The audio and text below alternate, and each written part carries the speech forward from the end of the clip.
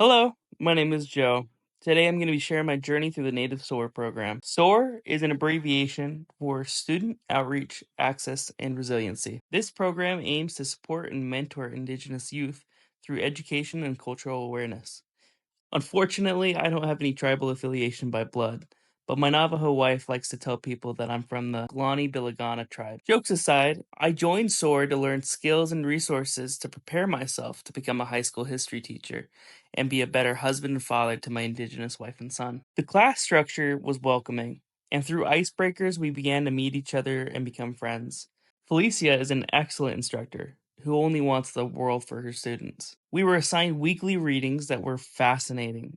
I remember Amanda Tichin's book, Native Presence and Sovereignty in college. The book teaches the idea of systemic monsters that continue to hurt the Native community. Tichin describes these systemic monsters as interlocking structures of power rooted in white supremacy. These systemic monsters, shaped by oppressive and dominant narratives, were disheartening and daunting at first. Thankfully, later in Amanda Tichin's book, she introduces indigenous methodologies and frameworks that serve as powerful tools against systemic inequities. She describes these tools as knowledges and ethical engagements rooted in Navajo ways of knowing, which include principles such as kinship, respect for all beings, and the holistic view of community wellness. This not only shaped my approach to mentoring, but also influenced how I navigated my life's own challenges.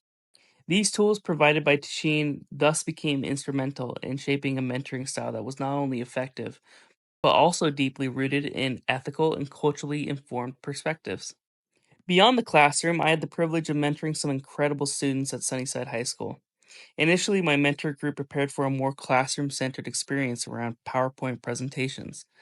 We were surprised when the students told us that they wanted to paint a mural instead. While initially disheartened because my group had spent so much time preparing, we knew that we had to change our strategy to better connect with our mentees. We soon found that this unique hands on experience gave us quality time to connect with the mentees through something that they were passionate about. I learned that sometimes the best thing that we can do as role models is simply show up and meet the students where they are.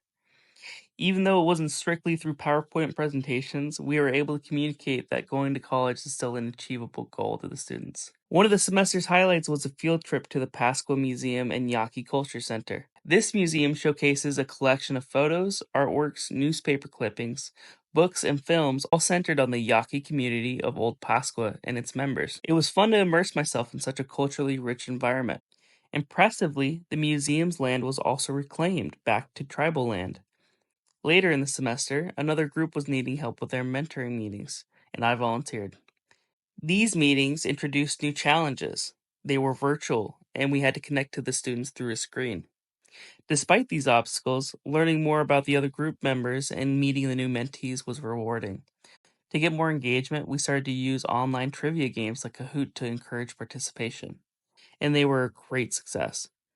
At our last session, we asked the students if they wanted to attend college and what they liked about the course. Almost unanimously, the students expressed that they did want to go, and that getting to know us through the interactions with them and the other mentees was their favorite part. Again, I remembered that simply having role models they could look up to profoundly impacted their perspective on college and helped influence their decision to go. My biggest takeaway from Native Soar is the understanding that while education is crucial, the role of a mentor isn't just to teach, but to be supportive. As much as we focus on academic knowledge, sometimes the best thing that we can do is provide support and encouragement.